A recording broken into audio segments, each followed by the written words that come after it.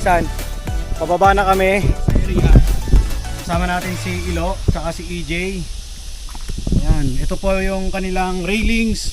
May hawakan na guys. Meron na ring pathway pababa. Okay na, naayos na nila to guys. Talaga nami-maintain nila ng maayos. Sa part na ito guys, medyo napatigil kami ng kaunti sapagkat nakakita kami ng ahas na kung tawagin ay talbustubo o sa Ingles ay green vine snake.